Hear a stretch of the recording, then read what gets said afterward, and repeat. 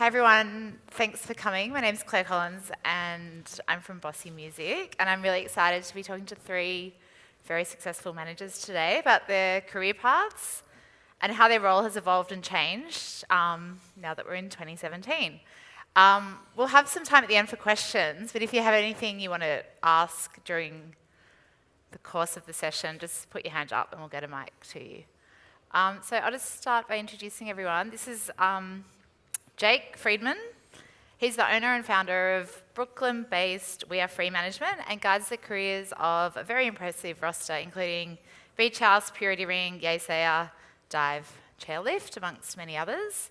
Paul Adams here manages the songwriter and producer division of New Community Management, which I believe is in partnership with Rock Nation. Yep.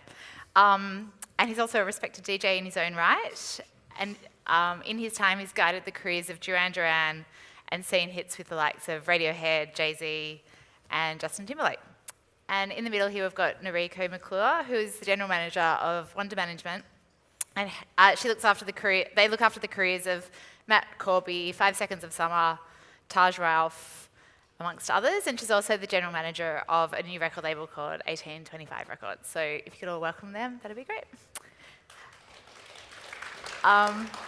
So I'd just like you guys to also just give a bit more detail about yourselves and give us a bit of insight into how long you've been managing and I guess when you first realised that management was a career for you. Do you want to start, Jake? Sure. I started a record label when I was a teenager, and when you're running kind of a small label or you're working really closely with bands or artists of any kind, you kind of end up doing everything. And so I think that wanting to grow with some of those artists, I kind of had this sense that I couldn't really scale a record company. Somehow running a company by myself versus a full service label, there was a disparity. But a management company, I kind of thought that it could be scaled differently or built differently. So when I first started working as a manager, I was able to sort of think about sort of the services that could have come with new artist careers and labels, and then also having grown as a manager, I can think about sort of broad spectrum careers and sort of responsible business and sort of much bigger picture things that I think are sort of as important as the day-to-day. So you were thinking about, it's not like you came across an artist that you really wanted to manage straight away. You were thinking about the type of company and career that you wanted to have.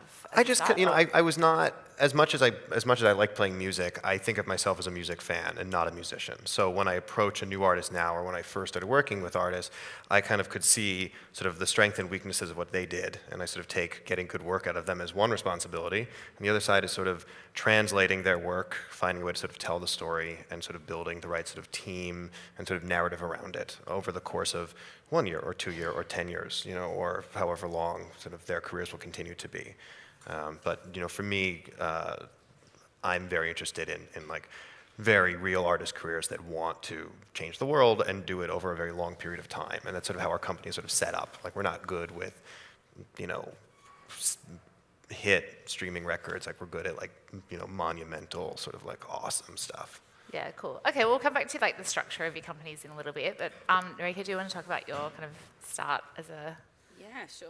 manager? I was a finance broker before I became a full-time manager. So I was always driving my friends' bands up and down the freeway and selling their merch, and I didn't really realize that was a job until I met a manager on a show one of my friends' bands was playing, and I asked them what they did for a living, and they told me they manage bands. I'm like, cool, but what do you do to pay bills? And they said, actually this pays bills. And so I quit my job, and actually just through internships and doing a bunch of really shit jobs for recording studios, answering phone and trying to sell studio time to students, I found an artist working at the recording studio that I then basically said, hey, I know nobody wants to sign you right now and nobody wants to manage you, but I got a bunch of credit cards and I'll bankroll a tour, and it just kind of went from there. That was my initial start, and then obviously in 2011 I met Matt Emsell and joined Wonder.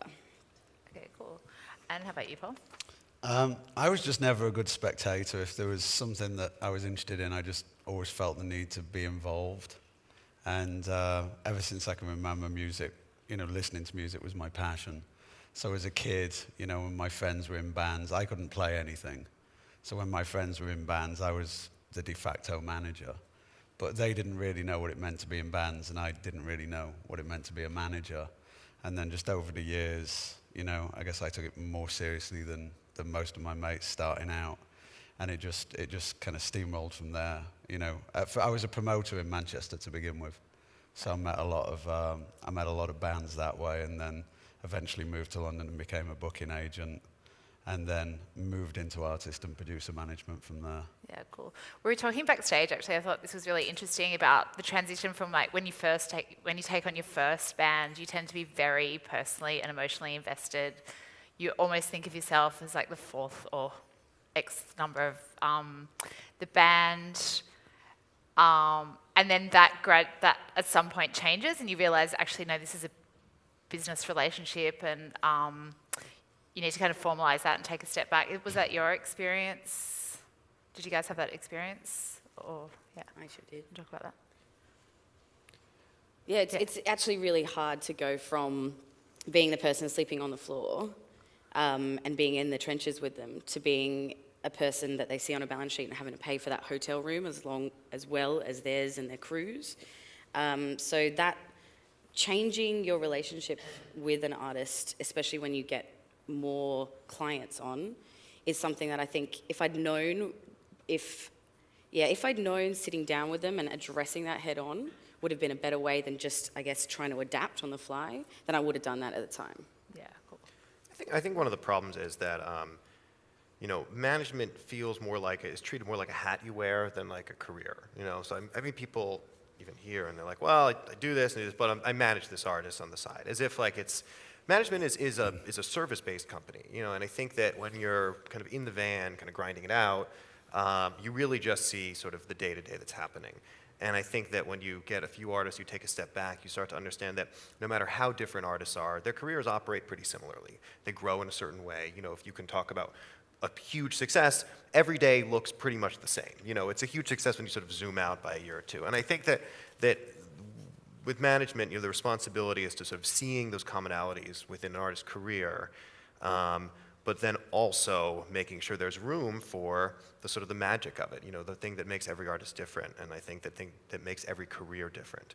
And I think that when you have one artist, you're kind of in it, and when you start to have 2 or 3 or 4, you start to see these sort of patterns and how you're best involved. And I think that, you know, if you're interested or passionate about being a manager, you think very differently. You know, you don't think like a record label. You know, you think in a much more long-term way. You know, you also have a lot more responsibilities. And I think that, unfortunately, there's not really a good way to learn or train or be mentored as a manager. And I think we probably have all the same experiences, which is we sort of got thrown into it, made as many mistakes as we could, and then sort of found our way outside of it again.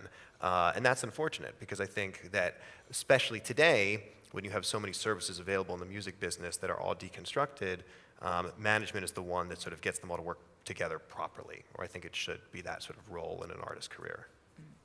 So related to that, I guess I wanted to talk about your companies that you all work with or for, and just how they're structured, and like how many people are in the business, how many people it takes to support, you know, how many people you need per artist to support that artist's career. So, Paul, I should just mention you're slightly different from the other guys in that you don't manage artists, you manage songwriters and producers. So I'm kind of interested. I've managed artists over the years. Yeah, of course.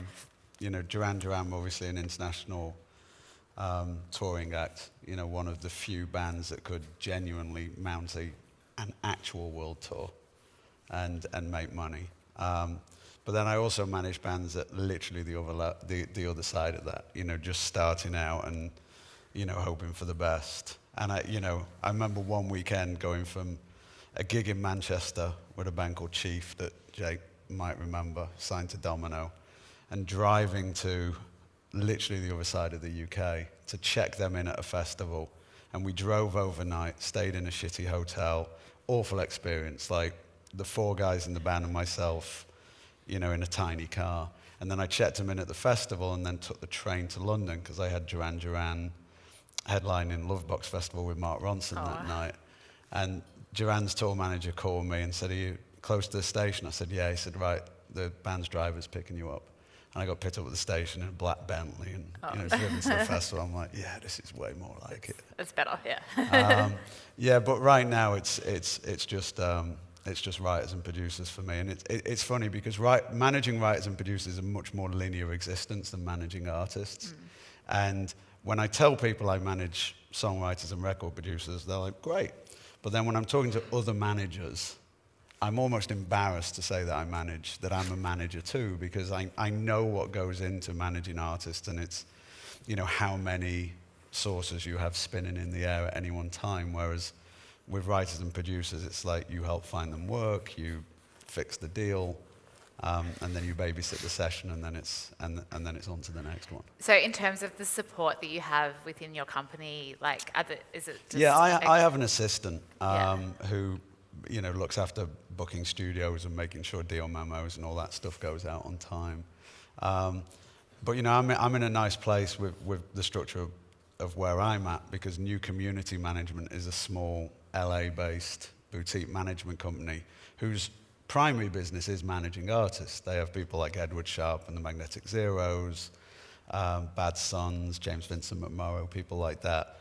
And they had a couple of producers and wanted to build that side of their business. And that's what they brought me in to do.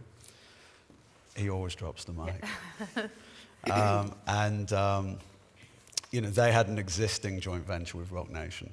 So I have 1 foot in New Community and 1 foot in Rock Nation. Okay. So, on a good day, I'm New Community, and on a bad day, I'm Rock Nation.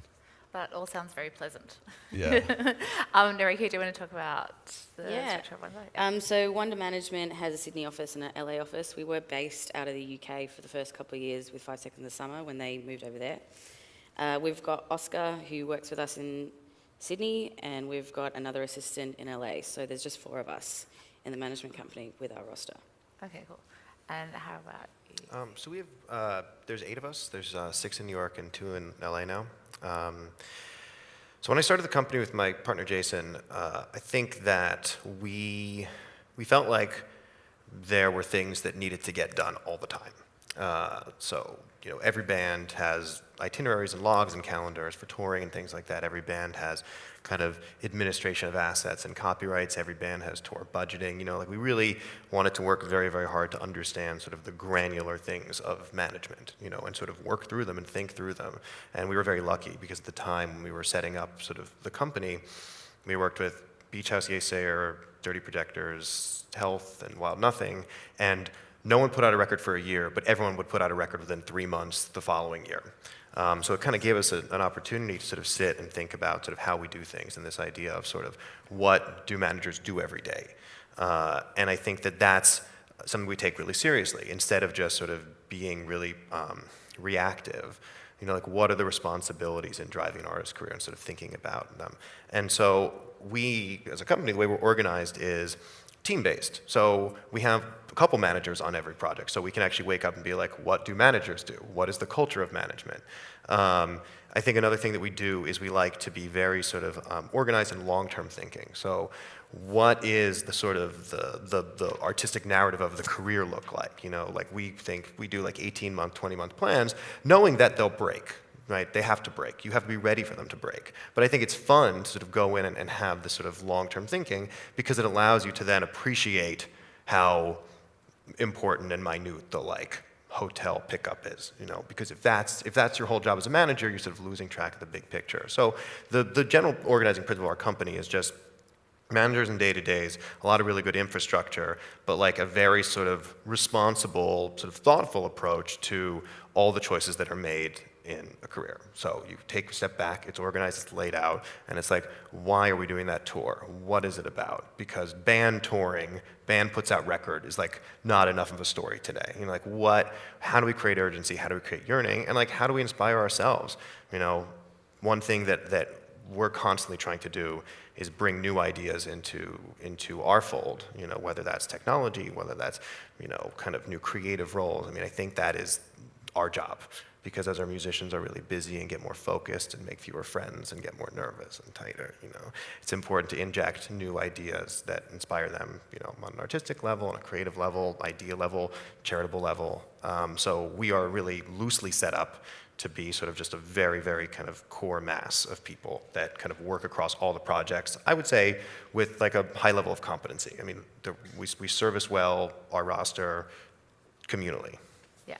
So on that, obviously, like over the past few years, there's been a transfer of roles of like traditional label functions like digital marketing, PR, A&R, asset creation, into the management companies, and they're ultimately a cost that management companies have to bear.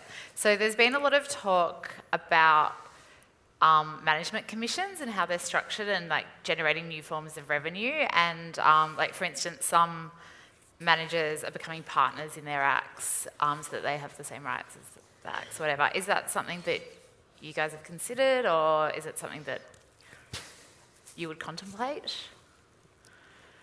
We work for sustainability. You know, like I don't want to be taking money out of a band's pocket if they can't afford to pay for their rent or food. So I think that our job is to very quickly figure out the parts of the career that are working and the parts that aren't. You know, the management commission structure, I think, should be the simplest part of the transactions that occur in an artist's career, which are like very many and very complicated. And when you get to like performance royalties and like the Paris Treaty and the way it affects, you know, like PROs, like let's at least keep management commission straightforward. I don't really mess with it too much because like I'm not, if someone was like, I found a manager, they're cheaper than you are, I'd say fucking work with them. Yeah. Like I'm not a plumber, you know? Yeah. So I'm like pretty, like we got this structure in place, it really works for us. But I think that what comes with that is this like, you are the only person in the entire artist career who eats where they eat, you know, who are at the same part of their transactional level. And I think that's super important, you know, I mean, that's not how publishers work, that's how labels works, not everyone else works. And I think that's like kind of a really, really kind of clear relationship that's built from the onset, you know? So I don't know, I don't really complicate it too much. Okay. And I think the increasing in roles as well is actually quite exciting. And you know, it's interesting that you mentioned the A&R part, because A&R really is just a process, as opposed to an individual employed by somebody. And you know, there are so many people in the process who can do that: producers, writers, managers, and then people that work at labels and publishers. But I wouldn't necessarily think that it would be fair to charge extra for that. Yeah. No, that's fair enough. So, and can I just ask, just because I myself don't know, in terms of your commissions as a producer, does that work in the same way as management commissions? Is it about the same, or is it a different? Yeah, it is. Yeah, I mean, Sounds you know, great. I suppose, you know, a standard management commission would be 20%, right? Mr. 20%. And when I was managing producers in the UK, it was also 20% with the producers. But I would pretty much do the contracts. And then when I moved to the US, the standard management commission for producer managers was 15. But the manager was only expected to fix the commercial terms, and then a lawyer would go off and do the contract, which was then obviously an additional expense. And then they take their 5% or 10%. Or a fixed fee, but certainly either way an additional expense to the client. But that being said, I know a lot of producer managers, even in the US now, who are saying that it has to be 20% just because the numbers have fallen a little bit. Yeah, okay. And I think because one thing that Australian audiences might know is that US lawyers charge an ongoing commission of all band income. Is that your? Yes. Yes. Which is horrifying to us. But you know, lawyers are very expensive here too. But for them to take an ongoing commission is just hard to get your head around. But anyway, on the producer side of things, we can still in the US negotiate just flat fees for producer contracts. Only one of my clients is on the 5% basis with their lawyer. Yeah. Okay. And how about you? Well, I think with management commission, you can take on an artist, unlike a publisher or a record label, whatever, and not invest any money. No one's writing a check to pick up an artist, and all you're investing is your time. So when it comes down to looking at who's making money and who isn't, if you've got that roster of artists that can support your company while you're working on the emerging artists, I think that makes sense. And obviously you're not going to give them an invoice for commission when they're actually having to go work a part-time job to pay your commission. Yeah. But it's an interesting relationship, because as soon as obviously the bigger checks come in, well, they never worried about the $150, but they do worry about the 200 grand that's coming through, you know? So it's a different dynamic that changes with commission. And 20% at the beginning, when there isn't any income, doesn't sound like a lot of money. But it does further down the line. Yeah. I actually think that it's always really important to start charging commission from the get-go, so artists get used to the idea of being, like, having to pay for the service. Absolutely. Because, like, I always say that 20% of nothing is nothing. Yep. And so it's always just relative. But I know that it's not uncommon, especially for managers on their first act, to, like, go, oh, no, like, I'll fund this and I won't charge. And then that's when That's when there's complications can problem. arise. Correct. Yeah. So, okay, and related to, like, managers' own personal income, I just want to talk about, like, diversification. Like, if you guys felt a need to, like, go and do other things in your career to support your management career. Jake, I know you're currently producing a theatre production. Is that just for fun, or is it kind of future-proofing? No, well, I feel like management is just is like a pretty universal service. I mean, I think it's professional services and creative services. So, as an experiment, we started working with kind of a magician about 2 years ago. But he's not like going out. He's never been on TV. You know, he really, the way I describe it is, it's like managing the Beatles early on, where they're trying to get you to do stuff. It's like, so wait, they want to write their songs? Like, yeah, he wants to write all of his songs. And it's like, well, you know, on TV they play to the tracks. Like, no, they want to really play their instruments. He's a magician who's about ideas. He's a magician who left the magic world after winning every top award because he wanted to sort of make magic that wasn't just about itself, but was about an exploration of ideas and mystery and identity. So this show, which we first did in LA, and it broke every theater record there for 26 weeks, went off-Broadway in April and is tracking to be the best-selling show off-Broadway this year. Frank Oz, the director, Mark Mothersbaugh did the music. We basically took the theater sort of way of doing things and we inverted it. We just turned it into like an album release. So instead of starting with like billboards and all these big announcements, we just tried to make it cool. You know, we just basically invited people we wanted to see it. We tried to really lean heavily on word of mouth. We really leveraged hard for good pieces of press. And we just hoped that people would kind of tell the story for us. So, I mean, in my mind, he's really no different than an artist. He doesn't really play music, you know, but it's the structure in terms of the career is very similar. We met him and he's like, I don't want to be a magician. I'm like, all right, well, let's figure out all the other ways that we tell the story of what you do. And I think that at this point, have like a major book published up by Pixel Art Publishing this year, I mean, he'll be the first magician ever on Colbert to never have to perform. I mean, there's a lot of really interesting milestones that have sort of I happened love that along you the said way. he wanted to leave the magic scene. Yeah. It's really cool. Yeah, Cool. I mean, no one wants to be a member of a club, never Yeah. for the member. Yeah, So. and that was just something that interested you. I was personally. passionate about it. I met him. I thought he was a really amazing person. I mean, I think that's more than anything how I sign artists now is that way. I hope the music is good. I hope it gets there. But I'm more interested in sort of like people and mythologies than I am with just sort of like songs. Like there are people at my company who are really good at that. Like are much, but that's not, almost to a fault. Like I'm much more interested in like how is this in dialogue with culture? What is this about? Like how can we how will this impact the world in a way that we can sort of help to use to make fans and then scale? Like that's the stuff that really excites me. So in my mind, he's like no different than any of the musicians I work with. It's just been like a new space to operate in where everyone wears suits. Yeah. And Noriko, so you've just started working on a new record, or relatively new record label. Yeah. Was that because you guys saw an opportunity, or you just like looked at the business like, oh, let's just try something different? Well, so that it was an you opportunity. owned some rights. It was an opportunity to work with another management company. So it's a partnership with Unified, which we've always liked and wanted to do something with. And it's also not every act you find you're necessarily the best manager for. And I think we all know that and see that. And sometimes there's great musicians you'd love to work with, but potentially you're not the manager for them. But it gives us an opportunity to work with musicians through the label. Yeah, cool. And Paul, is that why you have a side career as a DJ? I mean, that's just for fun, really. It's just a good laugh. Yeah.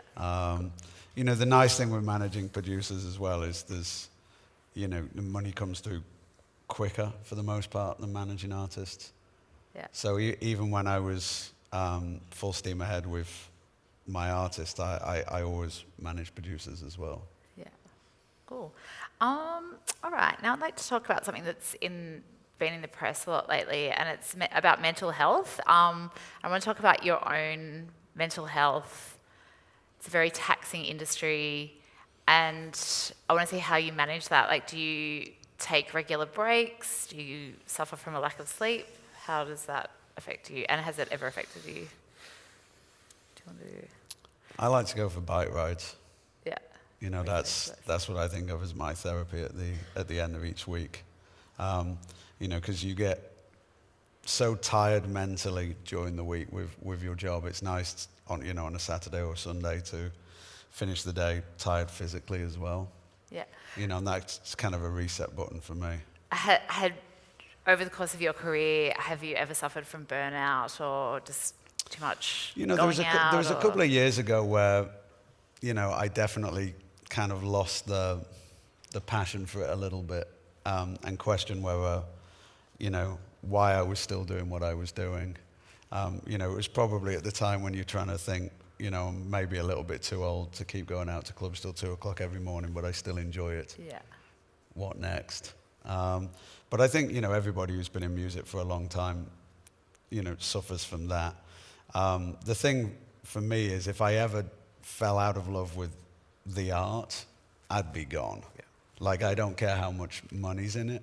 My love of music at the end of the day is far, far, far more important. And I've had so many friends over the years who've, you know, suffered bad turns in their careers that find it difficult to love music anymore, and that just breaks my heart a little bit.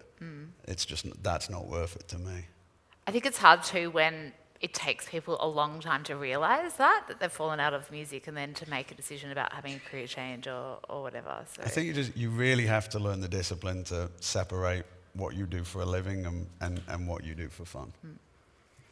cool. And Noriko, do you have? I think any that's experience with probably very true. I had a bit of a problem when I was managing only one artist, and I think that's something that I learned was a very bad idea, to be completely self-obsessed and consumed with one artist and their career. And at one point you realise that you're saying their name more than your own in a year. You've not mentioned your own name or put yourself first in any opportunity. So at the end of that, when that cycle ended, I left music and thought it wasn't for me, and it took me actually going back to see live bands again to make me realise that it wasn't music that I didn't like, it was that situation. Yeah. And then being able to remove myself from those problems ever happening again. And it's hard because you find yourself getting caught up in it, and it's learning to go, okay, I am caught up in it right now. I do need to take a step back and put that phone down and go, I don't know, go to the pub with your friends or go for a bike ride. I don't like exercise, so that's not for me. Or, you know, whatever it is you like doing that isn't about something else, because you can become obsessive about it. And I certainly do become obsessive about it from time to time. Yeah, and I think also, I mean, another question we'll get to is just about that, particularly in that first relationship, and if something happens to damage that relationship, it's almost as traumatic as a breakup. It and is. if you don't acknowledge that properly or get the right support, it can really have like quite a severe impact. Have you had? Well, I think it's important to remember when you sign an act for the first time, they don't know how to use you as a manager or you as a management company. So we've been spending more time thinking about teaching our artists to be really good clients, you know, and understanding really effective ways to make decisions. You know, like if this is all the information we want, let's ask for it the first time and let's present it. You know, like or I have an artist which I'm sure we all do, who will always change his mind at the last minute, even when it's impossibly so. The only consistency in this is we know it will always happen. So we build that in place with all the variables. So I think that something that I like to do with my clients is they understand how weekends work, which I think is important. You know, I think I'm pretty good at knowing if a problem can be solved in 5 minutes or can only be addressed in the morning, and I'm usually comfortable saying, like, I'll make sure this is handled in the morning. Like, I think it's important to have that sort of respectful dialogue. You know, when someone's transferring planes in Asia and the carnet isn't there, like, it's going to be a call no matter what, you know, and that's the intensity of the job. But I think that it's important to have like a very high level of sympathy to really understand sort of why someone is sort of wound up in the way that they are, and also a sense of being guarded, you know, because the relationship that you'll have with an artist is you are not just one of the closest people, you're the only person who's going to understand why they're upset. When they're off on a tour bus and they're miserable in Berlin and they try to call mother, father, boyfriend, girlfriend, there's probably not going to be as much sympathy because it'd be like, oh, look at what you're doing, you live in the dream. I understand why their job is hard and why their day is hard. And I think that oftentimes you get a lot of that intensity. And I think it's important to understand that whether it's anger or intensity, anything, really comes from a place of respect, comes from a place of trust, and just you're the only person who really understands why their life is difficult. And I think that is such an important part of this relationship to understand that they're not upset with you, they're upset because the world is a dissatisfied place, and that frustration is sort of the source of what they're trying to change with their work. So I think sympathy and being guarded are so important in very sort of strong extremes of both.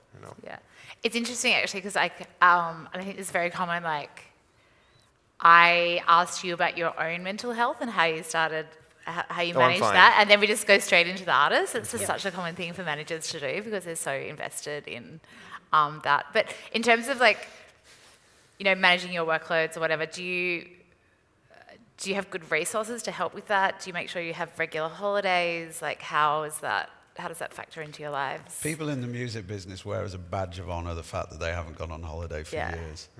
And it's horrible, isn't it? I hate it. It's such a shame. Yeah. I did that for a long time. And 6 years ago, I went to Hawaii. And I was like, what have I been doing? Yeah. I think that work shaming is really dumb.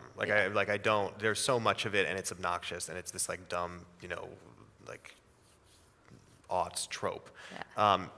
Take time off. Everyone has a lot of email. I don't like this whole I've been working all night. And they see it everywhere, and we see it in our office, and we really tried to not do that. Yeah. If you need a day, take a day. I tried to do things where I was like, anyone can pick 2 days, we can come until noon, but people took advantage of that. So I know a big company that is that doesn't allow their staff to put on out of office. Say that again? Ever. I know a big US-based company that don't allow their staff to ever put on an out of office because it gives an impression that they're not servicing their artists or clients, which I just think is that's very concerning. It's also bad for you as a manager, If you're not taking the time out and looking after yourself, there's no way you can do as good a job. And like I said, you know that yourself when you're too in and you're too intense and you are supporting them to such a high level. If you don't step back, if you don't take that minute, you're not going to make good decisions. It's if you look after yourself, you'll be a much better manager. And I think that's something that we all need to talk about. So everyone take your 4 weeks or 2 weeks in the US, whatever it is. All right, and so moving on to artists' mental health. To me, this is one of the most stressful and complicated parts of management because we don't have a strict legal duty of care that you might have with a student-teacher or doctor-patient relationship, but you're obviously incredibly invested in their well-being. But at the same time, we're not psychologists and we have to deal with mental illness or, stress-related, stress-related incidents. And I was just wondering how you deal with that. Have you learnt some lessons about how to deal with that? Is it more of a concern now than it was, in the past? Can you guys offer some insight? Of our artists, our clients. Yeah, if there's a particular incident that is related to their mental health, if there's a breakdown or whatever, can you talk about how you've handled that? Sometimes you got to cancel the show. Sometimes you got to cancel the tour. I mean, our job is we want long careers. We want really good work from the people we work with, and you're going to be able to make that call sometimes better than they can, and whether that's mental health or drugs, unhealthy behavior. It's not easy, but to me, it's always the right decision because it couldn't possibly be sustainable otherwise. Mm-hmm. So, if you're canceling a tour, yes, but it means you'll get more touring. I mean, the last thing you want as an artist to burn out or, worse, have a more serious health problem. Yeah. Have you had, what I find challenging is that canceling a tour could be, it's quite obviously within your remit to do that because it's a business thing. But then that next step of helping them get medical treatment or talking to their families and friends about it, is that a line that is blurred to you, or have you had experience dealing with that, I guess?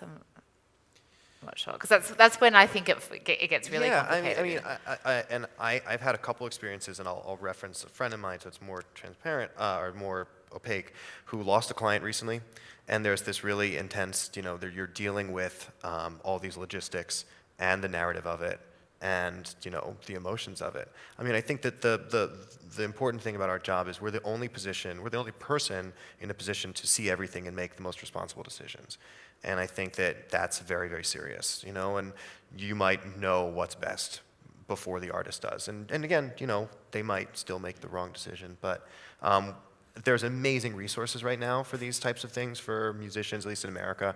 Music Cares is an incredible organization that is a resource for kind of drug treatment for musicians and sort of medical assistance. And when I found out about that network and all the different ones around the world, I was incredibly inspired by it. Just because it's a really hard job, and I'm sure we've seen it wear on our friends and our colleagues.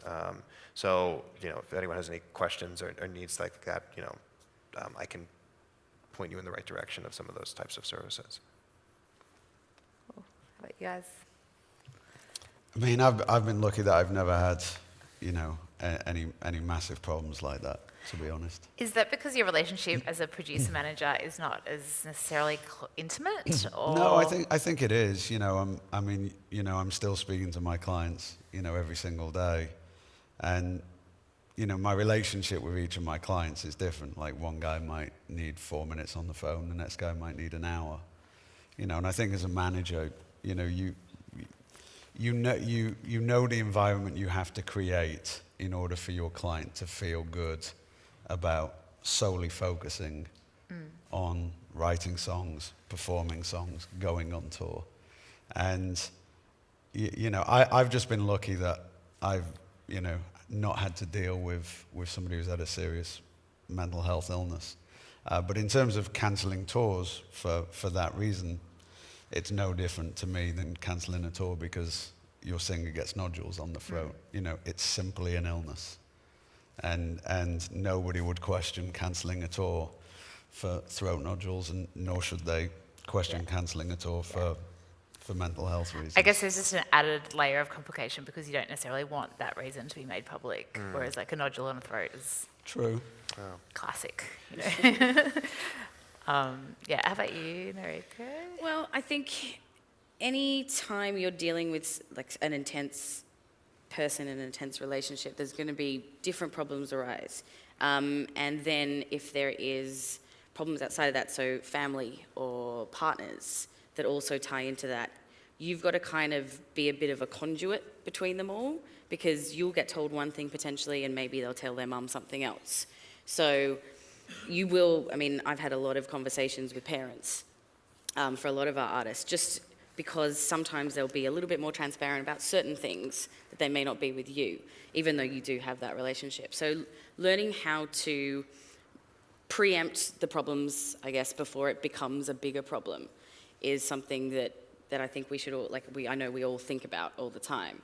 And the other thing would be having someone that you could call to work with you, be it a counsellor or a psychiatrist or something that understands the pressures of the music industry. Whereas it's, I guess, yes, cancelling shows is always important, but do we cancel 3 months? Do we cancel 2 years? Do we cancel 2 shows? And how that actually is going to impact both their career as well as their mental health, because if it impacts their career long term, obviously that will affect their mental health, So, and it sometimes can be a situation of it's a year out, and that will be enough for you to go away and have that 6 months. Or is it literally 2 months off and you're okay? So, and that's a hard conversation, and that's hard to do by yourself. Was 5 Seconds of a Summer minors when you first started managing them? Yeah. So I guess you were having constant conversations with the parents involved in that too. Yeah, that's really interesting. Really took a dark turn, didn't we? Oh yeah, sorry.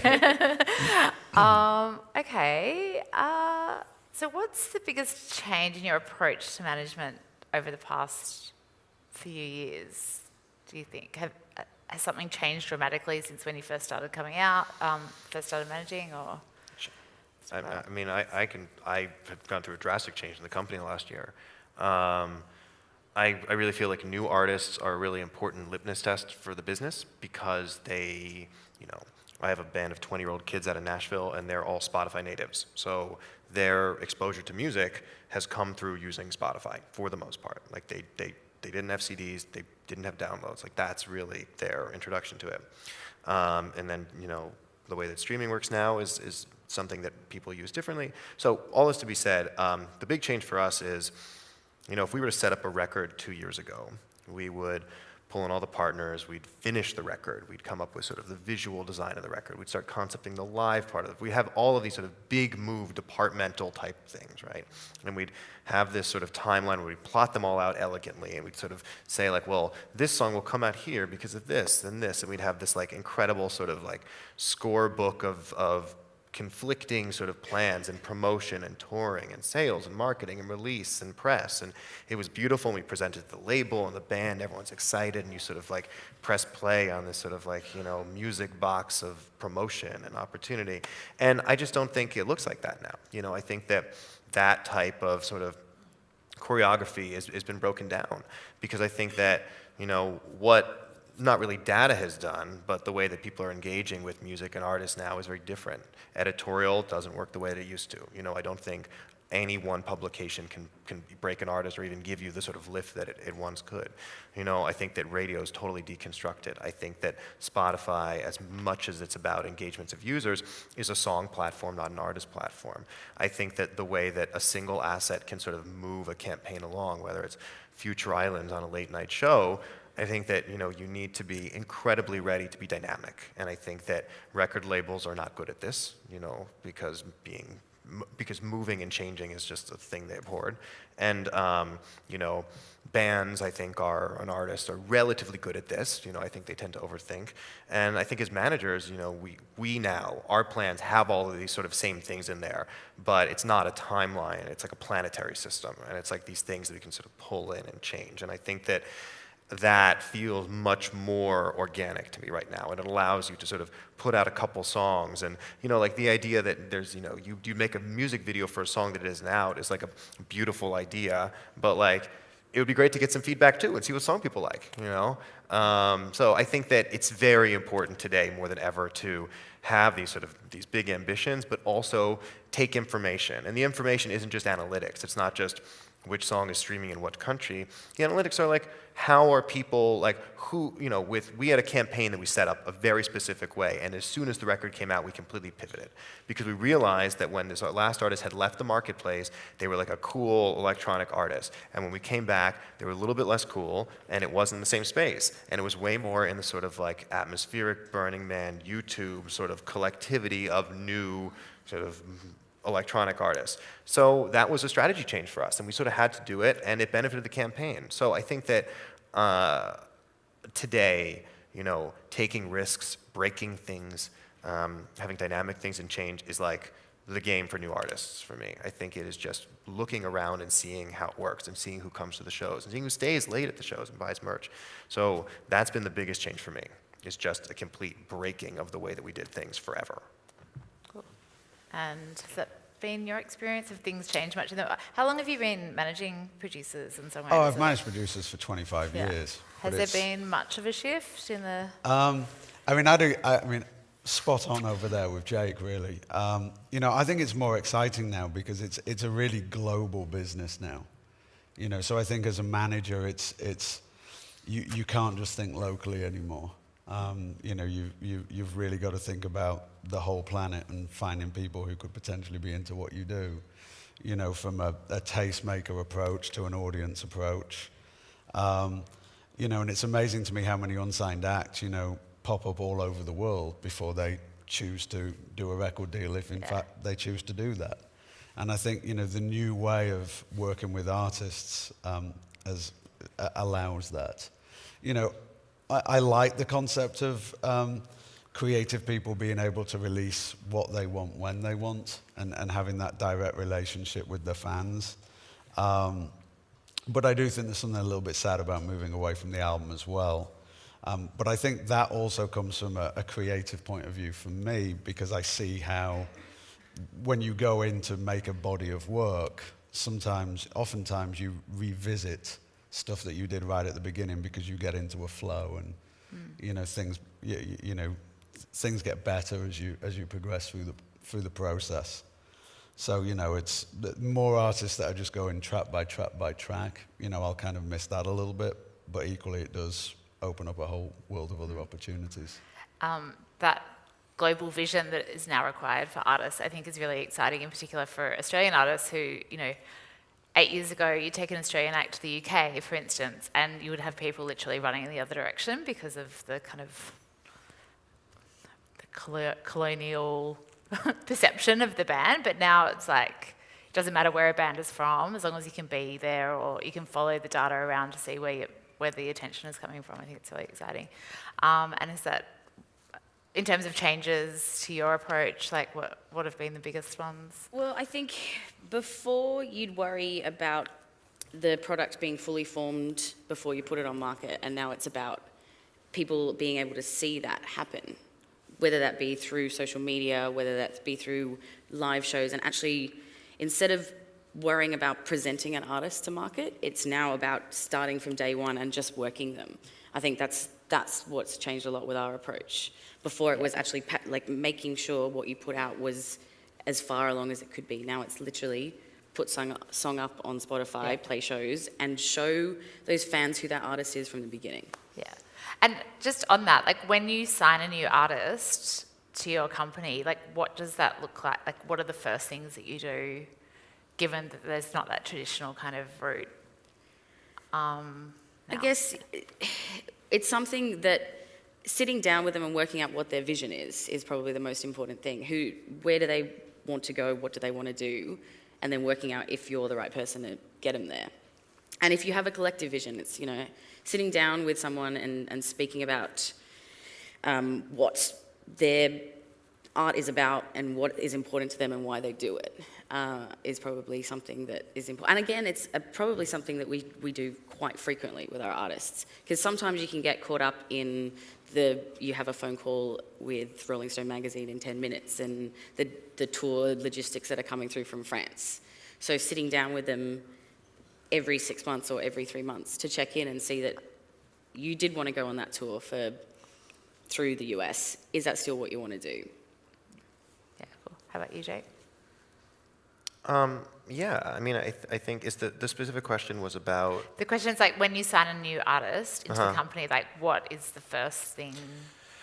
Yeah, I mean, I think that the first question I ask when I sit down with artists that I'm meeting with professionally is sort of like, what's working, what's not working? Because what I don't want to get into a situation of is like, well, like I'm this great artist and like I should be bigger, so I need like a manager to like make me a bigger artist. That's not really what I do. Like I'm just good at finding really talented people and like helping them sort of scale and translate the different parts of what they do. So I tend to sort of, on a very practical level, sort of look at what's working, what parts of the team sort of are there or not there, and I look at sort of the strengths. Like I try to really approach it as like, what works well? So like, I was talking to someone, they set us on these speed meetings. So I was talking to someone, I was talking about something, and like they were talking about how like they have this artist, and when they first saw them, they saw this show, and you could hear a pin drop, and it was amazing. And she's really struggling to get the EP done right because the EP is not working, but they want to get the EP out so she can tour. And I'm like, well, why would you lead with the EP? I mean, it sounds like you should approach this from the way that you saw this. Like if what's really compelling about this artist is the live performance, that's the only way to go. And so I think that kind of analysis of like where the artist is like what we start with. And then from that way, we start building in resources and sort of timetables and things and trying to explore them. But again, I think that the ambition question is really the most important one. And also knowing that it changes. I think a lot of artists, when you first meet with them, they're like, I would love to have my album released. Like that's a core piece of ambition. Cut to 6 months later, and it's like, I'd love to have that album projected on the surface of the moon. So I think it's important to like get a handle on these things and make sure that like, their vision and their work is increasing as sort of yours does. Yeah, cool.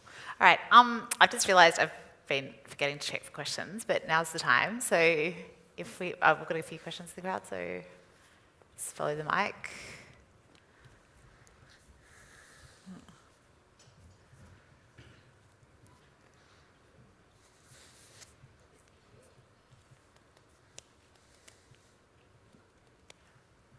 Hello, hello, hello.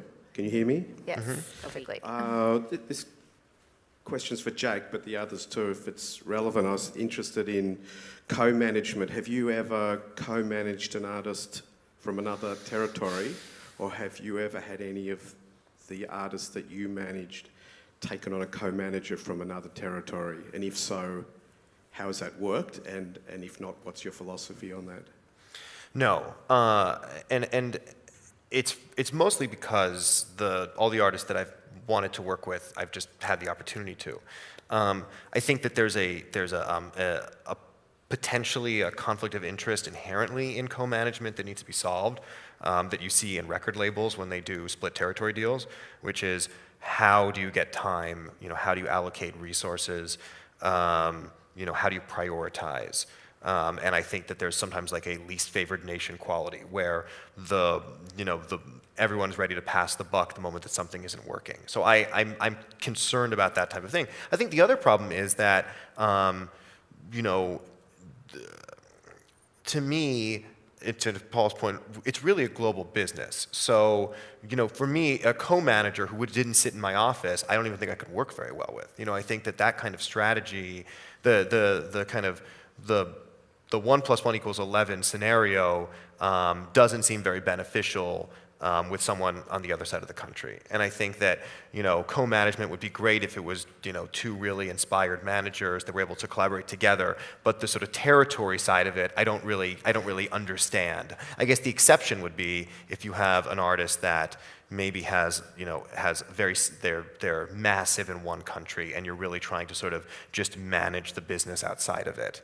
But that's really the closest I can imagine. It's just something that doesn't interest me because I'm interested in like the creative core of management and the creative core of sort of artist development, and those things like happen in a room with people talking, and like exploring ideas and trying to break things in my mind. Yeah, cool. How about you guys? We manage 5 Seconds of Summer with Modest Management. So Modest Management look after One Direction and Little Mix. So we joined with them probably 2 years after we started with 5 Seconds of Summer, and we certainly don't split that by territory. And I agree with you. If we just looked after Australia and they looked after the rest of the world, that wouldn't have worked. So we were actually very lucky to partner with them because we're a company of 4 people, and 5 Seconds of Summer is a juggernaut. And the level of touring and merchandising and just every marketing and everything that goes into that, we just couldn't have done by ourselves, and we would have had to hire another 15 people. So do you split the roles by function then? Yes, or? absolutely. Yeah. Okay, rather than being territory, it's completely by function. Yeah, cool. Because they actually have an entire team inside their office that look after merchandising. So, and that works out brilliantly for us. Yeah, cool. Yeah, we actually co-managed James Vincent McMorrow with his original manager in Ireland, and he's the manager in Ireland is one guy who looked after the UK and Ireland really well and just wanted more resources overseas. Yeah. So it worked from that point of view. I wouldn't consider managing a producer or writer with somebody else. No. It doesn't seem like the workload justifies it. It just wouldn't make sense. Yeah, I get approached for that all the time. But the other thing is one party invariably ends up doing more work. And then, that can become an issue. Cool. That was a great question. Thanks. Okay, there's another question over here. We can get him. Oh, sorry. I'm so sorry. That's okay. While she was talking. Oh, yeah. This is more directed to all of you. Speaking about the importance of artistic development, so it's like an extension of the first question. Specifically with the attention spans of like streaming natives in today's environment. Have any of you done a project-first approach, like speaking about like a live approach versus a viral single versus like a slow build of like an EP or an album? And how have you seen the benefit of each of those, I suppose, directions working for each of you as managers? So could you just give the inverse of what you're saying? So as opposed to splitting them up separately, just pushing everything out? Yeah. Well, that was so loud. Yeah. Are So you talking about strategy? what's worked better for you as managers? Like, do you find that a single first approach has worked better, or a live approach, or a combination of all three? I don't think there's an answer for an artist. I think it literally depends on the artist at the time, what they've got, what their strengths are. I don't think you could, again, jump in if you disagree. I don't think there is a one-size-fits-all with anything, and it's literally what works best at that time. But I think your thinking is right, which is that, instead of just band exists, Put out let's music. go, it's like, let's think about these different parts of the career and let's see which ones can be more effective and maybe operate differently and see the strengths of it, and then use that as a jumping off point for kind of the larger strategy. So I think that kind of thinking is really effective today. Nailed it. Who's got the mic? Yeah. Hey, a quick question for Paul. So these days, do you, with the producers, ask for points on the record still, or do you try and get them a percentage of the song, as they're probably writing, a lot of the songs with the artists? Very good question. Or do you ask for more money up front? Yeah, good question. Tell us, Paul. I have one guy who hates it when I negotiate points for him because he's cynically thinks that he'll never see any money from that. So to him, it holds up him getting paid because traditionally you get, if you're doing a contract situation like that, you get half first and then half when everything's done, including the contract. So he gets irritated because the contract usually takes way longer than it should. I mean, it's my constant frustration. But he also gets frustrated because he feels like he's spending money that he'll never get. So he would rather that I just get more money up front. But that being said, there is more money coming back into recorded music now. So I've always held out for producers and mixers to get a royalty, and I'm glad that I have. Because I think once you give that up, it's very hard to then get it back. And then to your second point about writing, I think in 2017, you cannot call yourselves a record producer unless you write. And I think in most instances, when people call me looking for a producer, they're actually looking for somebody who can co-write with the artist. And if you can't do that, then you're an engineer, which is fine, and you can have a lovely middle-class living as an engineer, but in the modern dynamic of a producer, that's not what you are. And most of my day is spent arguing about splits, which is another one of my frustrations. And then what constitutes writing and what doesn't constitute writing. Yeah. And that's really dictated from a style point of view. What is writing in hip-hop and pop. Is arrangement writing? Is entirely different from rock. I think it is in hip-hop and pop now, yes. Do you try and negotiate these splits before they go into the studio, or is it? It's very difficult to do that. I mean, in Nashville, they just split it. If there's 3 people in the room, they split it 3 ways. And if you try and mess with that, then you get bounced out pretty quickly. In most other situations, you're kind of arguing after the point.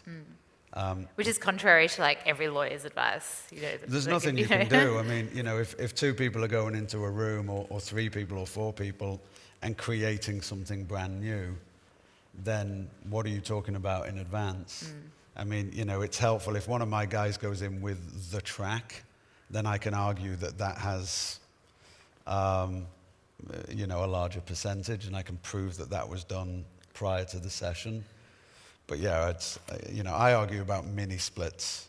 And that's where being around for a long time comes into play, because if you're arguing about 2.5%, then of a song that you don't think is going to be a hit, move on. It's not worth anybody's time and effort. That must be hard for you because presumably you're not in the room when all of this stuff's written. So you're arguing for something that your artist has told you based on their perception of... And I think, when I talk to, managers on the other side, we acknowledge that. Yeah. And, for the most part, they have the same issues that I do. They weren't there either. So you just hope that, common sense really wins the day, And having done this for 25 years, there's only been 2 or 3 situations where a track hasn't seen the light of day because I haven't been able to negotiate splits. Cool. That's a great question. Thank you. Anyone else? Cool. Well, that actually wraps up our time. So I'd just like to thank all of our guests for coming. That was great.